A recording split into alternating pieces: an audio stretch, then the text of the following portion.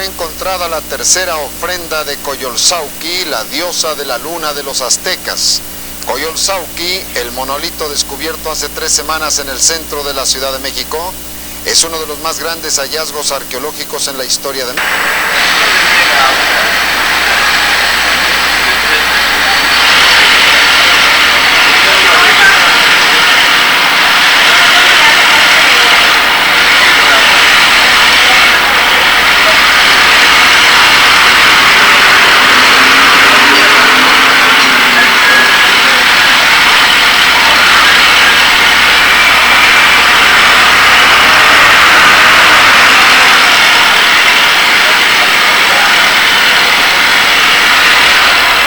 A pesar de que está ya casi cayéndose, la vieja que se encuentra en la esquina de Argentina y Guatemala, donde estuvo por muchos años la librería Robredo, aún no ha podido ser demolida.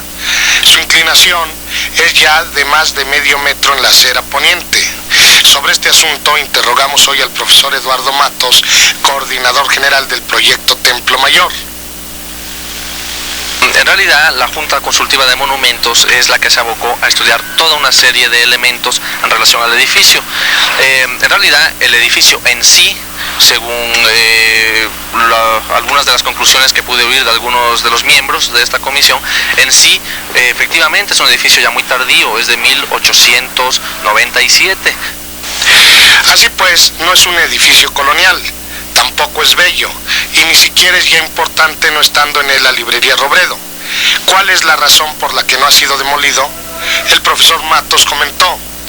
En general, todos estos solares eran muy interesantes porque hay historias en relación a ellos. Precisamente se menciona que cuando Cortés hizo la repartición de predios a los conquistadores, le tocó a Alonso de Ávila, pero hacia mediados del siglo XVI, los hijos de él conspiraron con Martín Cortés. Y aquí surge entonces la leyenda. El terreno fue considerado maldito y a los hijos de Alonso de Ávila les fue muy mal. Los Ávila se les decapitó y se ordenó también, como parte del castigo a ellos por la conspiración, que fuera derribado todo lo que hubiera en ese predio y que se salara el terreno. Entonces, durante mucho tiempo, muchos años, estuvo el terreno totalmente deshabitado. Inclusive, Fray Diego Durán relata que prácticamente era un muladar, como se veía todas estas partes de atrás de la catedral. Sobre el peligro de que la vieja casa se caiga con todo y su leyenda sobre los transeúntes, comentó.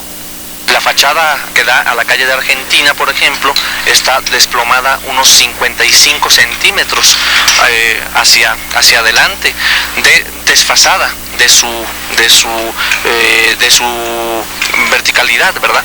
Entonces, el inmueble sí estaba realmente en condiciones bastante graves desde el punto de vista estructural. Aclaró el profesor Matus que esta situación del edificio no tiene nada que ver con las excavaciones que se están realizando para el proyecto Templo Mayor, sino que data de hace muchos años. Como quiera que sea, ya se opte porque la casa sea demolida o trasladada, hay que proceder pronto, pues su tambaleante existencia ahí significa un grave peligro. Informó Guillermo Pérez Verduzco para 24 horas. Las excavaciones en el área del Templo Mayor han llegado ya a 6 metros de profundidad. Estamos con el coordinador general del proyecto, el profesor Eduardo Matos, a quien vamos a preguntar hasta qué profundidad habrá que llegar, maestro. Bueno, hemos encontrado una cosa muy interesante. Primero, que los edificios que se habían excavado en 1914 por don Manuel Gamio, en realidad arrancan de una profundidad mucho mayor. Los hemos detectado en su esquina, digamos, sureste, y vemos que se profundizan todavía por lo menos un cuerpo más, y cada cuerpo tiene por lo menos 3 metros. Es decir, que en realidad es mucho más de lo que se había pensado, y por cierto has venido saliendo en bastante buena condición. Es decir, esto cambia totalmente el proyecto de excavación. Bueno, no, era lo que teníamos programado. Estamos trabajando en las mismas áreas, y desde luego nada más profundizando un poco más, ya que vemos que los edificios, como decíamos, sí arrancan desde una profundidad todavía mucho mayor. ¿Sigue siendo la fecha aproximada para la conclusión de este gran proyecto 2 años? Creemos que sí, claro que hay que tomar en consideración estudio de materiales de todo tipo, cerámicos, líticos, de muestras de laboratorio, etcétera. O sea que todo lo que utiliza la arqueología moderna. Entonces, desde luego que sí, por lo menos nos llevaría todo ese tiempo. Aquí estaba la librería Robredo, ¿verdad? Esto es lo que fue la librería Robredo. Sí, efectivamente, ahí se ve todavía el edificio de la librería que está en la esquina de Guatemala y Argentina. Este edificio data de 1897, o sea, ya cerca del siglo XX. ¿No corren ustedes peligro de que se vengan abajo de un momento a otro? Bueno, se han tomado las providencias para eso y ahora la Junta Consultiva de Monumentos ya dio su anuencia para que el edificio sea desmontado.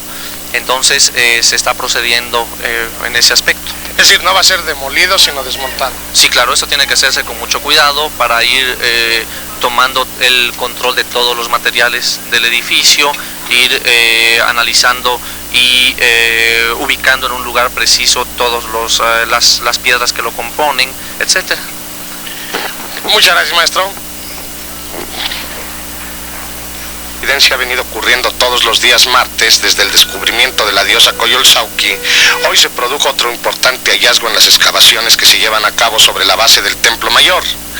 La pieza encontrada esta mañana es una representación de Tlaloc, esculpida en una piedra que al parecer tenía 1 metro de circunferencia, pero de la que solo ha sido hallada la mitad. El profesor Eduardo Matos, director del proyecto Templo Mayor, explicó: Esa es una escultura en piedra, nada más que obviamente mucho más grande que las anteriores y además con una representación muy diferente. La efigie la vemos claramente acá. En esta parte está el rostro de la deidad, los ojos, la bigotera típica de la deidad, los colmillos, ¿verdad? Y encima trae un tocado igual, o sea, de la misma representación de Tlaloc. Las anteojeras aquí y también la bigotera y los colmillos. Hasta el momento nadie sabe dónde haya quedado la otra mitad de esta valiosa pieza.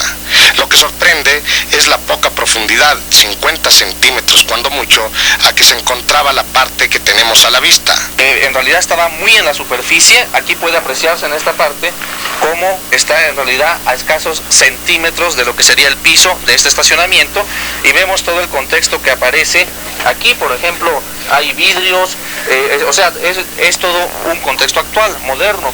Una media aquí,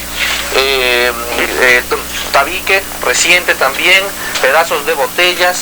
Sobre el significado de los 3 cráneos colocados en forma triangular sobre la efigie de Tlaloc, el profesor Mato señaló que son un elemento raro en esta clase de hallazgos. En realidad es una cosa que ahora estamos observando.